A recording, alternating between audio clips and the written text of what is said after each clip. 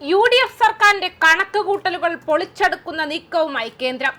അധികാരത്തിൽ വന്ന VD സതീശൻ സർക്കാരിന് ഇനി ആയുസ് വെറും 1000 ദിവസം മാത്രമായിരിക്കും. അതായത് 3 വർഷത്തോളം മാത്രമേ VD സതീശൻ സർക്കാരിനും ഇനി പ്രവർത്തന കാലയളവ് ഉണ്ടായിരിക്കുകയുള്ളൂ. 2029 ലോക്സഭാ തിരഞ്ഞെടുപ്പിനൊപ്പം തന്നെ രാജ്യത്തെ എല്ലാ സംസ്ഥാനങ്ങളിലും നിയമസഭാ തിരഞ്ഞെടുപ്പ് നടത്താനുള്ള കേന്ദ്രത്തിലെ BJP സർക്കാരിന്റെ നീക്കമാണ് മുഖ്യമന്ത്രി കസേരയിൽ വൻ ഭൂരിപക്ഷത്തിൽ അധികാരത്തിൽ വന്ന UDF സർക്കാരിന്റെയും ഭാവിക്ക് മുന്നിൽ കരിനിഴൽ വീഴ്ത്തുന്നത്. പാർലമെന്റിൽ ഒരിക്കൽ പരാജയപ്പെട്ട ഒരു രാജ്യം ഒരു തിരഞ്ഞെടുപ്പ് നടപ്പാക്കാൻ പുതിയ രാഷ്ട്രീയ സാഹചര്യത്തിൽ BJP നടത്തുന്ന നീക്കം ഫലം കാണുമെന്നാണ് ദേശീയ മാധ്യമങ്ങൾ ഉൾപ്പെടെ ഇപ്പോൾ റിപ്പോർട്ട് ചെയ്യുന്നത്. കണക്കിലെ കളികളും BJPയുടെ ഈ നീക്കത്തിന് അനുകൂലമാണ്. വരുന്ന മൺസൂൺ സമ്മേളനത്തിൽ ഇതു സംബന്ധമായ റിപ്പോർട്ട് കേന്ദ്ര സർക്കാർ സമർപ്പിക്കുമെന്നാണ് പുറത്തുവരുന്ന വിവരങ്ങൾ. 2029 ലോക്സഭാ തെരഞ്ഞെടുപ്പിന് മുന്നോടിയായി മണ്ഡല പുനർനിർണയ ബില്ലും ഒരു രാജ്യം ഒരു തിരഞ്ഞെടുപ്പ് ബില്ലും നിയമമാക്കാനാണ് സർക്കാർ ലക്ഷ്യമിടുന്നത്.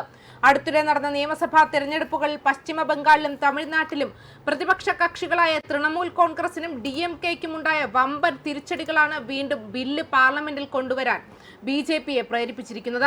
തൃണമൂൽ കോൺഗ്രസിന്റെയും DMKയുടെയും പാർലമെന്റ് അംഗങ്ങളും മറ്റു ചില പാർട്ടികളുടെ MPമാരും ഇത്തവണ അനുകൂലമായി വോട്ട് ചെയ്യുമെന്ന് BJP ഇതിനകം തന്നെ ഉറപ്പുവരുത്തിയിട്ടുണ്ട്. തമിഴ്നാട്ടിൽ TVK അട്ടിമറി വിജയം നേടിയതോടെ എത്രയും പെട്ടെന്ന് അധികാരം തിരിച്ചുപിടിക്കണമെന്ന വാശിയിലാണ് DMK നേതൃത്വമുള്ളത്. മറ്റെല്ലാ പ്രതിപക്ഷ പാർട്ടികളെയും ഒരുമിച്ച് നിയമസഭാ തെരഞ്ഞെടുപ്പിൽ മത്സരിച്ച സംസ്ഥാന ഭരണം തിരിച്ചുപിടിക്കാനാണ് നീക്കം.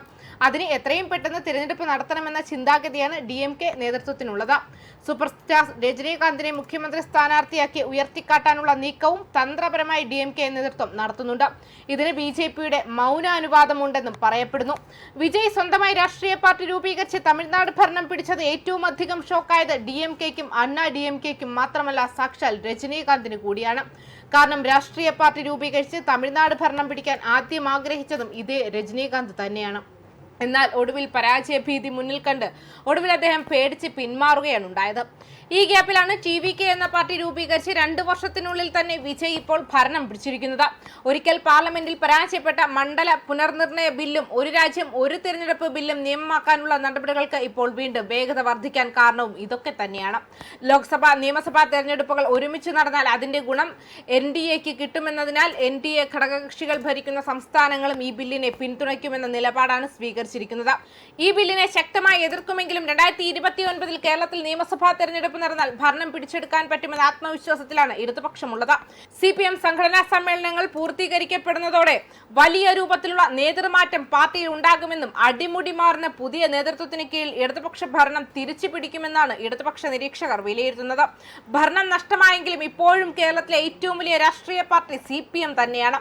CPMന്റെയും അവരുടെ വർഗ ബഹുജന സംഘടനകളുടെയും അടിത്തറയും കേരളത്തിൽ ശക്തമാണ്. അതുകൊണ്ട് തന്നെ തെറ്റുതിരുത്തി പുതിയ നേതൃത്വത്തിന് കീഴിൽ CPM പട നയിച്ചാൽ അതിനെ പിടിച്ചുകെട്ടുക UDFനെ സംബന്ധിച്ച് ഏറെ ബുദ്ധിമുട്ടാകും. ഇപ്പോൾ തന്നെ മുഖ്യമന്ത്രി VD സതീശന്റെ ഇമേജ് കുത്തനെ ഇടിഞ്ഞു പൊടിഞ്ഞു വീണ സാഹചര്യമാണുള്ളത്. അദാനി ബന്ധം, ധാർഷ്ട്യം തുടങ്ങിയ കേന്ദ്ര ഏജൻസികളോടുള്ള മുഖ്യമന്ത്രിയുടെ സമീപനം വരെ വലിയ രൂപത്തിലാണ് കേരളത്തിൽ ചർച്ചയായിരിക്കുന്നത്. മുഖ്യ തെരഞ്ഞെടുപ്പ് ഓഫീസർ രത്തൻ കേൽഖറെ മുഖ്യമന്ത്രിയുടെ സെക്രട്ടറിയാക്കിയതിലും IAS ഉദ്യോഗസ്ഥരുടെ ഏകപക്ഷീയമായ സ്ഥലം മാറ്റത്തിലും മുസ്ലിം ലീഗിലും വലിയ പ്രതിഷേധമുണ്ട്. മുഖ്യമന്ത്രി സതീശൻ പിണറായിക്ക് പഠിക്കുകയാണ് എന്ന വിമർശനമാണ് അവർ ഉയർത്തുന്നത്. മാത്രമല്ല കോൺഗ്രസിലെ അധികാര തർക്കം പൊട്ടിത്തെറിയിലെത്തുന്ന സാഹചര്യവും 2029 നിയമസഭാ തെരഞ്ഞെടുപ്പ് നടന്നാൽ ഉറപ്പാണ്.